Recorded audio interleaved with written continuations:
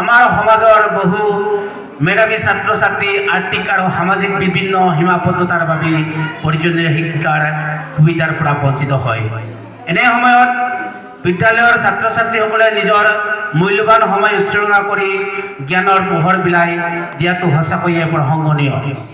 মই আশা কৰোঁ এই বিনামূলীয়া পাঠদান কাৰ্যসূচীয়ে ছাত্ৰ ছাত্ৰীসকলৰ আত্মবিশ্বাস বৃদ্ধি কৰিব, তেওঁলোকক নতুন উদ্যমেৰে আগবাঢ়িবলৈ অনুপ্ৰাণিত কৰিব আৰু ভৱিষ্যতৰ সফলতাৰ ভেটি অধিক সুদৃঢ় কৰি তুলিব।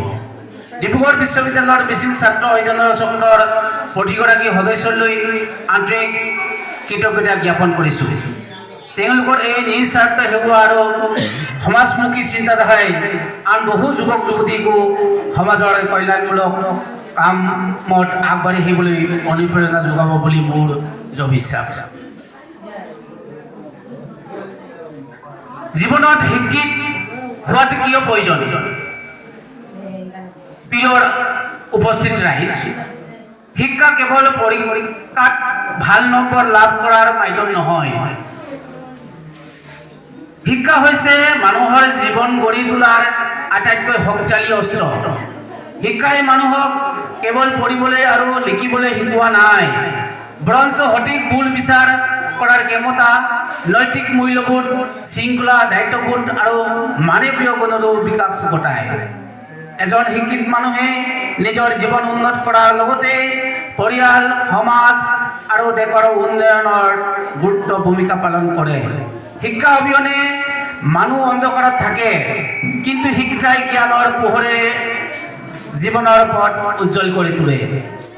আজিৰ বিজ্ঞান আৰু প্ৰযুক্তিৰ যুগত শিক্ষাৰ বিকল্প নাই। যি জাতি যিমান শিক্ষিত, সেই জাতি সিমানেই উন্নত, সচেতন আৰু শক্তিশালী। বিশেষকৈ আমাৰ দৰে গ্ৰাম্য আৰু পিছপৰা অঞ্চলৰ ছাত্ৰ ছাত্ৰীসকলে শিক্ষাক জীৱনৰ প্ৰথম অগ্ৰাধিকাৰ দিব লাগে। কাৰণ শিক্ষা এনে এক সম্পদ যাক কোনোবাই চুৰ কৰিব নোৱাৰে, ভাগ কৰি ল'লেও কমি নাযায়, বৰঞ্চ অধিক সমৃদ্ধ হয়। দৰিদ্ৰ, প্ৰতিকূলতা বা অভাৱ এইবোৰ সফলতাৰ বাধা নহয়, যদি শিক্ষাৰ প্ৰতি দৃঢ় ইচ্ছা শক্তি আৰু অধ্যৱসায় ভাই থাকে।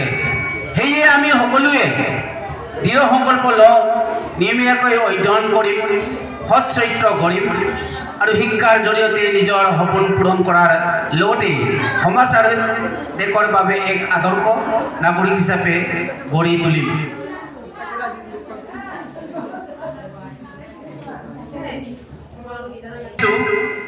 আমি ইয়াত উপস্থিত ভাল লাগিছিল, কিন্তু পৰিৱেশটো যিহেতু